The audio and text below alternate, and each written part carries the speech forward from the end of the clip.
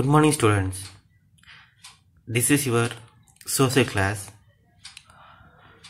Term 2, Unit 2, first lesson. Topic name is Great Thinkers and New Faith. Topic Great Thinkers and New Faith.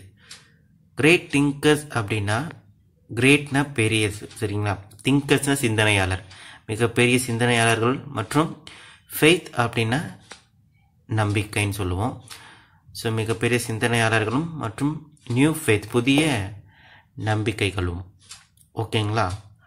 now see the lesson. Intellectual awakening. Intellectual அப்படின்னா அறிவு சார்ந்த ஒரு விஷயம். ஓகேங்களா? First one, intellectual awakening. The 16th century BC is regarded as an important period in the history of ancient India.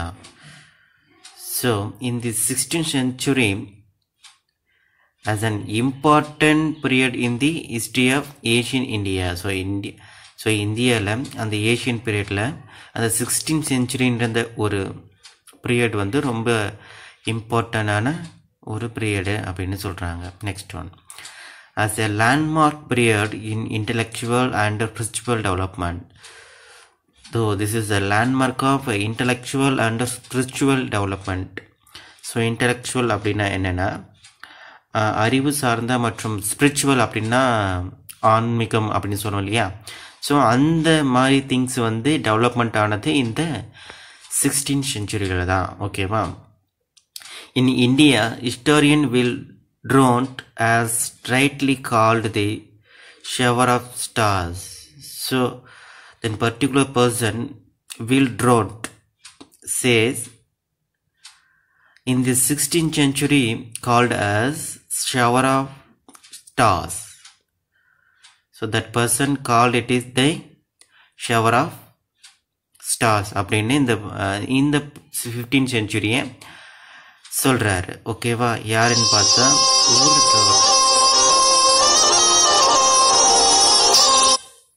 வுட்ரோட். Next one, sources. Literary sources. First one, ஆகன்ஸ் Jain text. Next one, Tripitakas and Jatakas. Next one, Tripitakas and Jatakas, Buddhist text. So இது ரெண்டுமே எதை மீன் பண்ணுதுன்னா அதனுடைய டெக்ஸ்ட்டை மீன் பண்ணுது. First வந்து அங்காஸ் அப்படின்னு வந்து டெக்ஸ்ட், ஜெயின் டெக்ஸ்டோடைய அந்த புக் அது. அதில் தான் வந்து ஜெயின் டெக்ஸ்ட்டை பற்றி சொல்லியிருக்காங்க. நெக்ஸ்ட் ஒன்று திரிபிடகாஸ் அண்ட் ஜடகாஸ், அது வந்து என்னென்னா புத்திஸ்ட் டெக்ஸ்ட். ஓகேவா? Next, cases for the rise of intellectual awakening and the birth of Buddhism and Jainism. Buddhism and Jainism. There were several reasons for the rise of new intellectual awakening. Some of the exploitation practice that paved way for new faith includes. So, cases for the rise of intellectual awakening and the birth of Buddhism and Jainism. ஓகேவா? So இந்த topic எதை மீன் பண்ணுதுன்னா ஜேர்னிசத்தில் intellectual எப்படி வந்தது, so அதுக்கான reason என்ன அப்படின்னு சொல்கிறதா இந்த topic. Causes for the rise of intellectual awakening and the birth Buddhism and Jainism. So இந்த ரெண்டு இன்டலெக்சுவல்ஸ் இருக்கு. ஸோ இன்டலெக்சுவல் அவாக்கிங் எது இதில் வந்திருக்குன்னா புத்திசம் அண்ட் ஜெர்னிசம். ஸோ அந்த மதத்தில் ஏற்படுறதுக்கான காரணம் என்ன, தோன்றுவதற்கான காரணம், கேசஸ் அப்படின்னா காரணம், சரியா? ஸோ அந்த இன்டலெக்சுவல் விழிப்புணர்வு தோன்றுவதற்கான காரணம் அந்த புத்திசத்துலேயும் ஜேர்னிசம் அந்த மதத்திலையும் எப்படி தோணுச்சு, அதுக்கான காரணம் என்ன அப்படின்ற இந்த டாபிக்.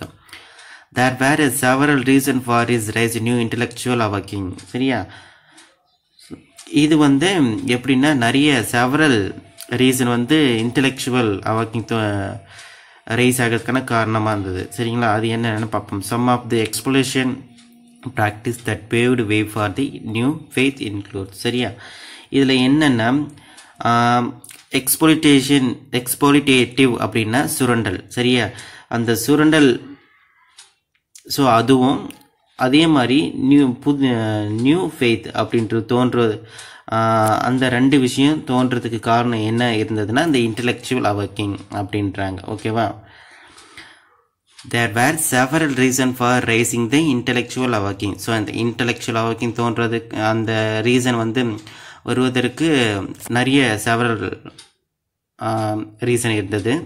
அது இருந்ததுனால தான் என்ன வந்திருக்குன்னா இன்டெலெக்சுவல் அவாக்கிங் வந்திருக்கு. ஓகேவா, அதில் வந்து என்னென்ன இருந்ததுன்னா அந்த ரீசன் வர்றதுக்கு என்னென்ன இருந்ததுன்னா some of the exploitative practice that paved way for the new faith. ஓகேவா, அந்த சுரண்டல் பண்ணும் எக்ஸ்ப்ளோரிட்டேட்டிவ் அப்படின்னா சுரண்டல் நடைமுறைகள். அதே மாதிரி நியூ ஃபெய்த் வந்து இன்டெலெக்சுவல் அப்படின்னு தோன்றது, இன்டெலெக்சுவல் அவாக்கிங் தோன்றதற்கான ஒரு மெயின் பாயிண்ட்டாக இருந்தது அப்படின்னு சொல்கிறாங்க. ஓகேவா, நெக்ஸ்ட்டு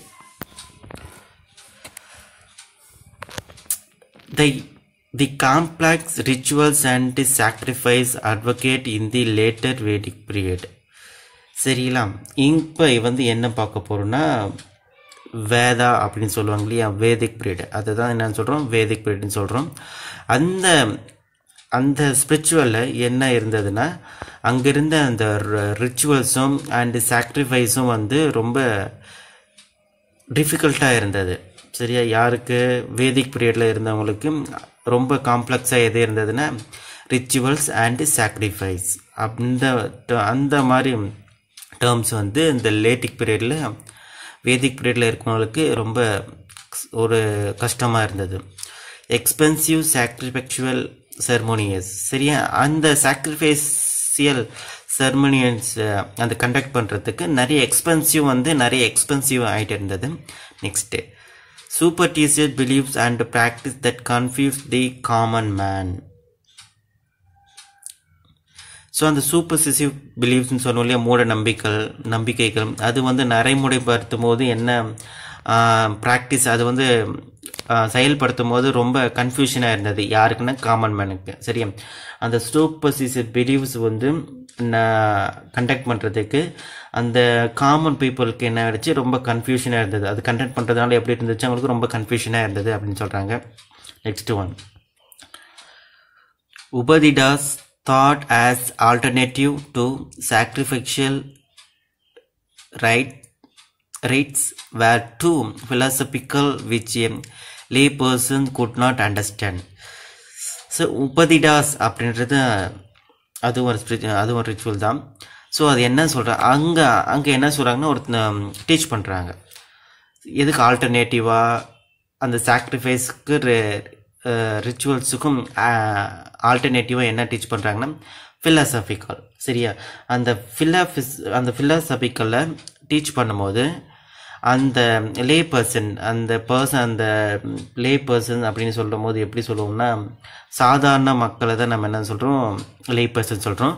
அவங்களுக்கு வந்து எப்படி இருக்குன்னா குட் நாட் அண்டர்ஸ்டாண்ட். ஸோ அதை அண்டர்ஸ்டாண்ட் பண்ணுறதுக்கு ஒரு டிஃபிகல்ட்டாக இருந்திருக்கு. சரியா, ஃபஸ்ட்டு ஒன் என்னென்னு பார்த்தோம், ரிச்சுவல்ஸும் அந்த சாக்ரிஃபைஸும் ரொம்ப காம்ப்ளெக்ஸாக இருந்தது எந்த பீரியட்னா வேதிக் பீரியடில். செகண்ட் ஒன்ஸ் அந்த சாக்ரிஃபைசியல் அப்படின்னு அந்த செர்மனி கண்டக்ட் பண்ணுறதுக்கு நிறைய எக்ஸ்பென்சிவ் ஆகிட்டு இருக்குது. அதனால் அவங்களுக்கு அது என்ன பண்ணல, ஃபைண்ட் அவுட் பண்ண முடியல. தென் நெக்ஸ்ட்டு ஒன்று, அந்த சூப்பர்ஸ்டிஷியஸ் பிலீஃப்ஸும் அதையும் ஏற்றுக்கணும் அப்படின்னா அதுவும் ரொம்ப கன்ஃபியூஷனாக இருந்திருக்கு அந்த காமன் பீப்புளுக்கு. நெக்ஸ்ட் ஒன்று, அந்த ஃபஸ்ட்டு பார்த்தீங்கன்னா ரிச்சுவல்ஸ் அந்த சாக்ரிஃபைஸ் அதுக்கு ஆல்டர்னேட்டிவாக என்ன எடுத்துகிட்டு வந்தாங்க, உபதிடாஸ் அப்படின்னு தத்துவ கொள்கையில் எடுத்துகிட்டு வந்தாங்க. ஸோ அதுவும் என்ன ஆகிடுச்சுன்னா அங்கே இருக்க பீப்புளுக்கு வந்து அண்டர்ஸ்டாண்ட் ஆகலை. நெக்ஸ்ட் ஒன்,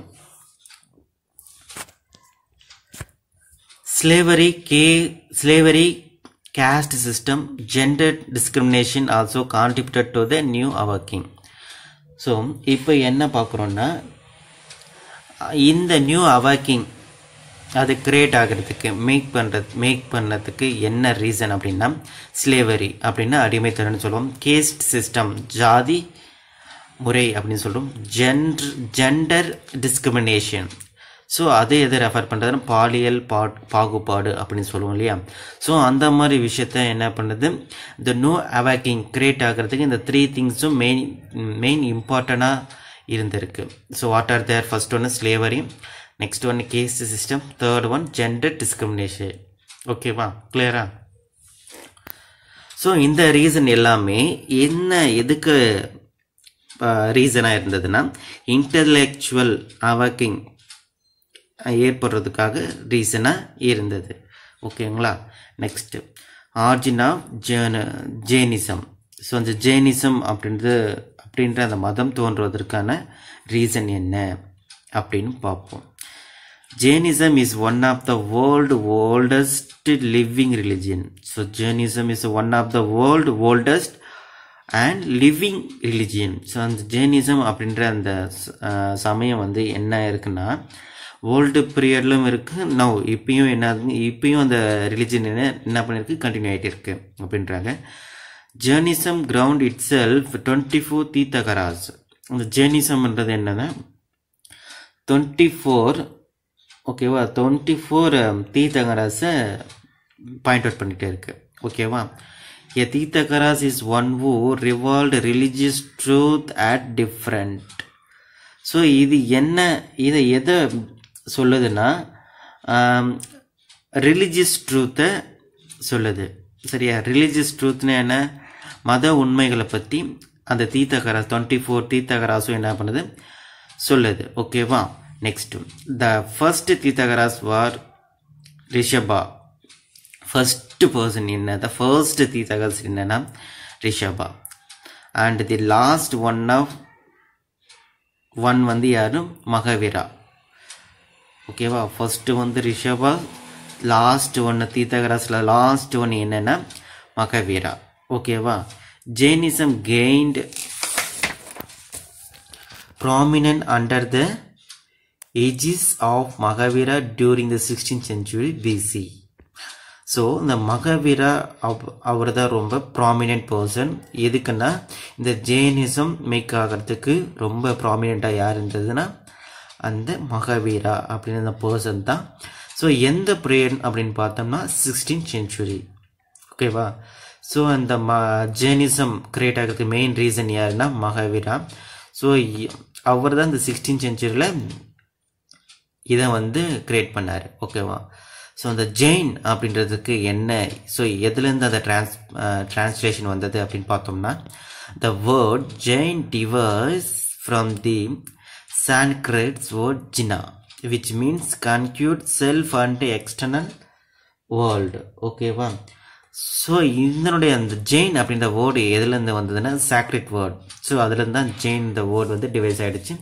ஸோ அதோட மீனிங் என்னென்னா எக்ஸ்டர்னல் வேர்ல்டை பற்றி, ஸோ எக்ஸ்டர்னல் வேர்ல்டை பற்றி தெரிஞ்சுக்கிறது தான்.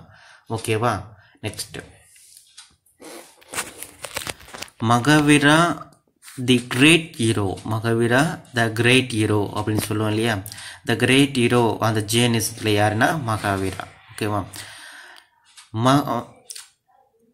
Vadamana meaning prosperity was Kshatriya prince. However, at the age of 30, he renounced his princely states to adopt an ascetic life. He undertook intense meditation. So Vardhamana அப்படின்ற அந்த வேர்டுக்கு என்ன மீனிங்னா ப்ராஸ்பியர்ஸ் அப்படின்ற இந்த மீனிங். ஸோ அப்படின்னா என்னென்னா ரொம்ப வெல்த்தியாக இருக்கிறது. சரியா. மோர் தென் வெல்த்தி அப்படின்றது அந்த வர்தமனுடைய வேர்டோட மீனிங். ஸோ அவர் யாருன்னா க்ஷத்ரிய பிரின்ஸ்னா இளவரசர். ஸோ சத்திரிய அப்படியே அந்த குலம் இருக்குங்களா, சத்திரியர் குலத்தில் அவருடைய யாருன்னா பிரின்சஸாக இருந்திருக்காரு. However at the age of 30, so அந்த ஏஜ் ஆஃப் 30 அவர் என்ன பண்ணியிருக்காரு, அந்த பிரின்ஸ் அப்படின்ற ஸ்டேட்டஸை அவாய்ட் பண்ணிட்டு அவர் எதுக்குள்ளே என்டர் ஆனார்னா அசென்டிக் லைஃப். ஸோ ஒரு துறவியை என்ன பண்ணார், அவர் என்டர் ஆகிட்டார். எந்த ஏஜில் அப்படின்னு பார்த்தா 30. ஸோ இதுக்கு முன்னாடி என்னவா இருந்தார், க்ஷத்ரிய பிரின்ஸாக அந்த ரிலீஜியஸில் இருந்தார். ஓகேவா, புரிஞ்சுதான். ஸோ அந்த அசென்டிக் லைஃப் எப்படி இருந்ததுன்னா he undertake intense meditation. So ரொம்ப டீப் மெடிடேஷனாக இருந்ததுக்கு. சரி, எந்த லைஃப், அசென்டிக் லைஃப் வந்து ரொம்ப மெடிடேஷனாக இருந்திருக்கு. ஓகேவா, ரொம்ப டீப் மெடிடேஷனாக இருந்திருக்கு. After 12.5 years of rigorous penance, Vardhama attained omniscience or supreme knowledge, now was Kaivalya. சரியா, after the 12.5 years. So 12.5 years அப்படின்னா 12 வருஷமா, சரியா, 12 வருஷமா என்ன பண்ணியிருக்காது, அந்த வர்தமா அப்படின்னு என்ன அந்த பர்சன் வந்து ரொம்ப டீப் மெடிஷன் போனதுனால அவருக்கு சுப்ரீம் நாலேஜ் அப்படின்ற அந்த கைவல்யா அப்படின்ற அந்த நாலேஜ் வந்து யாருக்கு கிடைச்சிருக்குன்னா அந்த வர்தமா அப்படின்ற அந்த பர்சனுக்கு. ஸோ எதனால் கிடைச்சதுன்னா அவர் 12.5 years வந்து மெடிடேஷன் இருந்ததுனால அந்த சுப்ரீம் பவர் வந்து கிடைச்சிருக்கு. ஓகேவா, புரிஞ்சுதா? ஸோ இவர் தான் ஹீரோ, மகாவீரா அப்படின்றது தான் ஹீரோ. அவர் யாருன்னா வர்தமா. சரியா, வர்தமா அப்படின்ற வேர்டை மென்ஷன் பண்ணுறாங்க. அப்படின்னா என்ன, ப்ராஸ்பிரியஸ் அப்படின்றதுன்னா என்ன, ப்ராஸ்பிரியஸ் அப்படின்னா வெல்த்தி, செழுமை அப்படின்னு சொல்லுவாங்க அந்த வேர்டுக்கு மீனிங். ஸோ அந்த மகாவீரா அப்படின்னு எதனுடைய பிரின்ஸாக இருந்தார்னா க்ஷத்ரிய அப்படின்ற ஒரு பிரின்ஸாக இருந்தார். ஸோ 30 ஏஜில் என்ன பண்ணியிருக்காரு, அதை ரிசைன் பண்ணிவிட்டு அவர் வந்து அசென்டிக் லைஃப்பில் என்டர் ஆனார். ஸோ டீப் அப்படின்னா என்னென்னா டீப் மெடிடேஷன். ஸோ அந்த டீப் மெடிடேஷன் இருந்ததுனால அவருக்கு சுப்ரீம் நாலேஜ் என்ன ஆயிடுச்சு, கிடைச்சிது. ஓகேவா, next. Thereafter he became a jinna, meaning one who conquered worldly pleasure and attachment. His followers are called Jainas. சரி, இவர் தான் என்ன பண்ணியிருக்காரு, அந்த ஜெயின் அப்படின்றத ஒரு அந்த ரிலீஜியஸை மேக் பண்ணியிருக்காரு. ஸோ அதனால தான் இவர் என்னன்னு சொல்கிறாங்க, ஜெயினஸ் அப்படின்னு கூப்பிட்றாங்க. அவருடைய ஃபாலோவர்ஸ் எல்லாம் என்னென்னு கூப்பிட்றாங்க, சீடர்கள் சொல்லுவோம் இல்லையா. ஸோ அவங்க தான் என்னன்னு சொல்கிறாங்க, ஜெயினஸ் அப்படின்னு கூப்பிடுறாங்க. மகாவீரா ரிவைல்டு தி ஏஷியன் செமன்ட்ரிக் tradition and came up with new doctrine. Therefore he is believed to be a real founder of Jainism. So இவர் தான் யார், ரியல் ஃபவுண்டர் ஆஃப் ஜெயினிசம். யார், மகாவீரா. ஓகேவா. ஸோ அவர் என்னது நியூ ட்ரக்டிஷன் அப்படின்ற ஒரு புதிய கோட்பாடுகளை என்ன பண்ணியிருக்காரு, இந்த மகாவீரர் என்ன பண்ணியிருக்காரு, கிரியேட் பண்ணியிருக்காரு. ஸோ இந்த next unique teaching of Jainism. So அந்த ஜெயினிசம் அப்படின்ற அந்த ரிலீஜியன் எதை டீச் பண்ணுதுன்னா, Jainism denies God the creator of universe.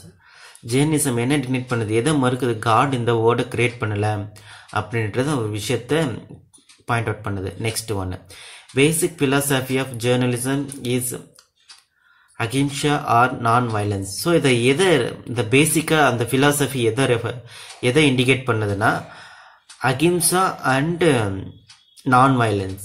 சரியா, இதை தான் ரெஃபர் பண்ணுது. Next ultimate aim of Jainism attaining moksha or ending the cycle of birth, death and rebirth. So இவங்க என்ன சொல்கிறாங்கன்னா, அந்த எண்டிங் இருக்கீங்க, நம்ம பர்த்து, அந்த ரீபர்த்து, டெத்து. ஸோ அதை என்ன பண்ணுறாங்கன்னா இவங்க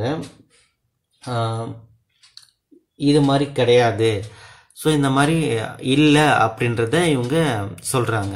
அந்த பர்த்து, ரீபர்த்து, அந்த எண்டிங் ஆஃப் த லைஃப் அதெல்லாம் கிடையாது அப்படின்னு சொல்கிறாங்க. அதே மாதிரி இவங்க என்ன சொல்கிறாங்க, Jain rejected the belief of last judgement where God the supreme beginning decides who gives heaven or hell. சரிங்களா. ஸோ எங்களுடைய தாட் என்னன்னா, த லாஸ்ட் ஜட்ஜ்மெண்ட் ஸோ அப்படின்ற ஒரு விஷயம் கிடையவே கிடையாது. ஓகேவா. அது வந்து எப்படி தான் அந்த அந்த லாஸ்ட் ஜட்ஜ்மெண்ட் அந்த சுச்சுவேஷனை யார் மேக் பண்ணுறாங்கன்னா காட் தான். ஓகேவா? Jains reject the belief in last judgement where God supreme பிகின் decide who goes to heaven or hell. சரியா? ஸோ அந்த எல்லையும் சரி எவன்லையும் சரி இந்த லாஸ்ட் ஜட்ஜ்மெண்ட்டு லாஸ்ட் ஜட்ஜ்மெண்ட் அப்படின்ற விஷயத்த இவங்க மறுக்கிறாங்க. ஸோ இது எவன்லையும் நடக்கிறது கிடையாது, எல்லையும் நடக்கிறது கிடையாது அப்படின்னு சொல்கிறாங்க.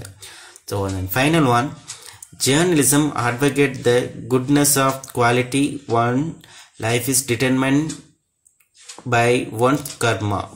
ஸோ நம்ம லைஃப்பில் அந்த குட் ஆர் பேட் எதை வச்சு ரெஃபர் பண்ணுறாங்கன்னா இந்த கர்மா. ஸோ நான் லைஃப்பில் ஏதாவது ஒரு பேட் திங்கையோ அதை குட் திங்கையோ செஞ்சுட்டு இருந்தால் ஸோ அதை ரெஃபர் பண்ணுறது தான் இந்த கர்மா. ஸோ அதை வச்சு தான் நம்மளோட லைஃப் எப்படி இருக்குது அப்படின்னு இண்டிகேட் பண்ணுறாங்க. ஸோ இந்த ஜெயினிசமுடைய தாட்ஸ் இது தான். ஃபஸ்ட்டு வந்து காட் வந்து கிரியேட் பண்ண கிடையாது வேர்ல்டு. அப்புறம் இவங்க ஏதோ ஃபாலோ பண்ணுறாங்கன்னா அகிம்சா அண்ட் நான் வயலன்ஸை ஃபாலோ பண்ணுறாங்க. இவங்க அந்த ரீபர்த் அதை வந்து ரெஃப்யூஸ் பண்ணுறாங்க. நெக்ஸ்ட்டு வந்து காடு தான் லாஸ்ட் ஜட்ஜ்மெண்ட்டை கிரியேட் பண்ணுறாரு அப்படின்றத அவாய்ட் பண்ணுறாங்க. அந்த நாம் செய்கிற அந்த கர்மா அதுதான் நமக்கு குட்டா பேடா, ஸோ நம்ம ஹெல்லுக்கு போவோமா ஹெவனுக்கு போவோமா அப்படின்ற ஒரு விஷயத்த நமக்கு டிஸ்கிரைப் பண்ணுது. So now I stop. Remaining we will discuss next class. Thank you.